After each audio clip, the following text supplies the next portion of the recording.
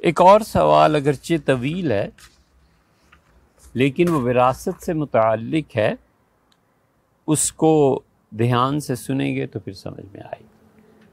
انور صاحب نے اپنی ذاتی رقم سے اپنے اور اپنی بیوی کے نام سے جوائنٹ اکاؤنٹ کھول لیا، اور عام طور پہ جیسے بینک میں ہوتے ہیں، جیسے ریگولر سٹیٹس کا اکاؤنٹ تھا، انور صاحب کا انتقال ہو گیا اور بینک میں جو رقم موجود ہے اس کا کیا بنے گا؟ انور کے ورثاء میں ان کی اہلیہ، 4 بھتیجے اور 5 بھتیجیاں۔ مرحوم کا کوئی مذکر یا مؤنث اولاد زندہ نہیں ہے، نہ نواسے نہ پوتیاں۔ ظاہر ہے جب ان کی اولاد نہیں ہوئی تو آگے نواسے پوتیاں کیا ہوں گی؟ کچھ بھی نہیں۔ مرحوم کے بھائی ہیں، بہن وہ بھی نہیں ہے، نہ بھائی ہے نہ بہن ہے نہ اولاد ہے۔ اچھا، مرحوم کے والدین، دادا دادی، نانا نانی سب انتقال کر کے۔ بینک والے کہتے ہیں کہ اب یہ رقم ساری کی ساری بیوہ کو ملے گی۔ انور صاحب اللہ بخشے اکیلے، نہ ماں باپ، نہ بہن بھائی، نہ ہی اولاد، ایک لے دے کے اہلیاں ہیں، اور 4 بھتیجے اور 5 بھتیجیاں ہیں۔ اہلیہ، 4 بھتیجے، 5 بھتیجیاں، باقی سب کا انتقال ہو گیا یا ہیں۔ واضح رہے کہ بینک میں مذکورہ رقم انور صاحب کی ذاتی ملکیت تھی، جو انہوں نے اپنی ذاتی زمین فروخت کر کے بینک میں رکھی تھی۔ بیوی کا نام اپنے اکاؤنٹ میں اس سے شامل کر لیا کہ ضرورت کے وقت اہلیہ آسانی سے اس رقم کو نکال سکیں۔ اس صورت میں حل طلب امور یہ ہیں کہ میاں بیوی دونوں کے نام جوائنٹ اکاؤنٹ ہونے کی وجہ سے شوہر کے مرنے کے بعد صرف بیوی، جیسے کہ بینک والے کہتے ہیں، اس رقم کی مالکہ ہوگی، یا یہ ترکہ اس کے بھتیجے بھتیجیوں میں بھی تقسیم کیا جائے گا۔ اس کا سیدھا سادہ جواب یہ ہے کہ اگر ان کی اہلیہ کی کوئی اپنی ذاتی رقم چاہے کسی بھی ذریعے سے آئی ہو، وہ نہیں تھی، اور انور صاحب اللہ بخشے انہوں نے وہ پیسہ زمین بیچ کے خود سے، اپنا پیسہ ان کا ذاتی تھا، اس میں کوئی پیسہ کسی کا نہیں تھا، تو وہ تنہا اس کے مالک۔ اہلیہ کا کوئی عمل دخل اس میں نہیں تھا اکاؤنٹ میں، بس وہ ایک سہولت کے لیے چیز تھی۔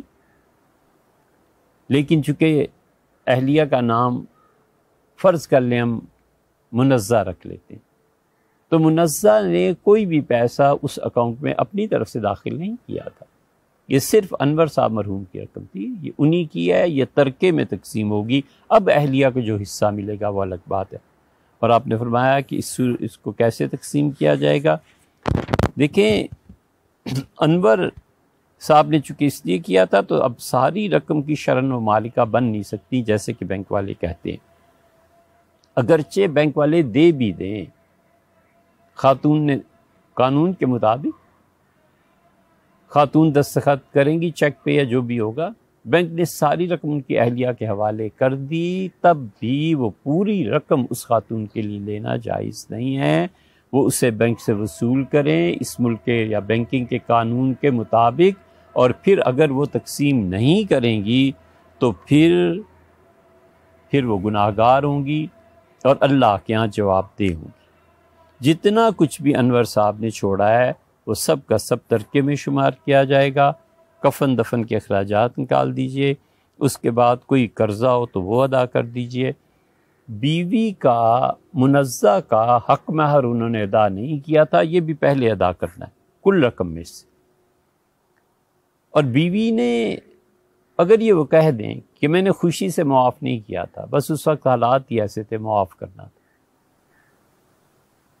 خوشی سے معاف نہیں کیا، تب حق مہر انہیں دینا پڑے گا، کیونکہ وہ حق مہر انور صاحب مرحوم کے ذمہ قرض ہے کہ وہ منزہ کا حق مہر ادا کریں گے۔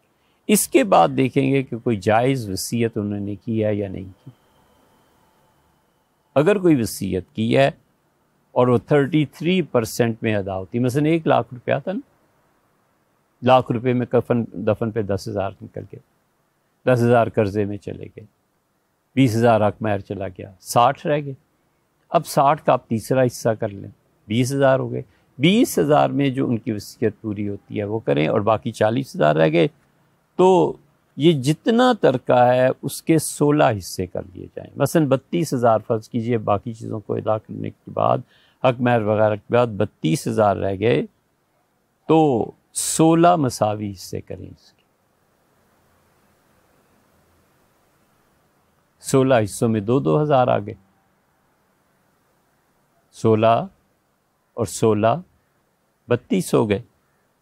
تو 4 حصے اہلیہ کو دے دیں، منزہ کو، اور بھتیجیوں میں سے ہر ایک کو 3 حصے ملیں گے.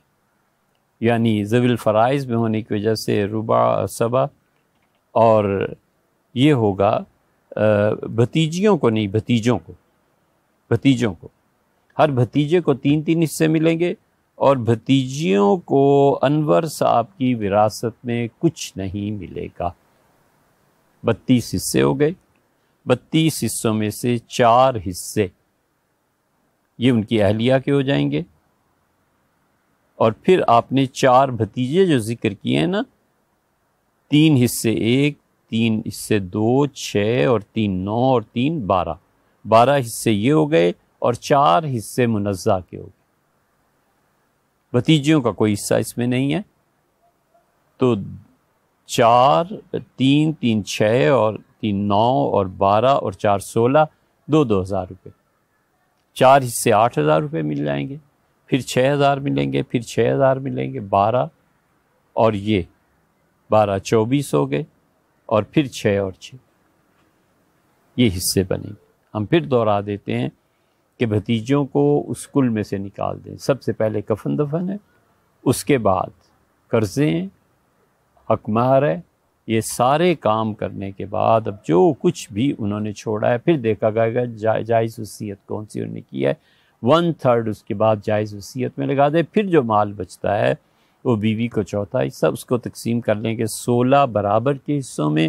16 برابر کے حصوں میں تقسیم کریں گے تو 4 حصے اہلیہ منزہ کے، اور چونکہ ان کے بھتیجے ہیں ان کے 4، تو چاروں کو 3 3 3 اور 3 حصے مل جائے.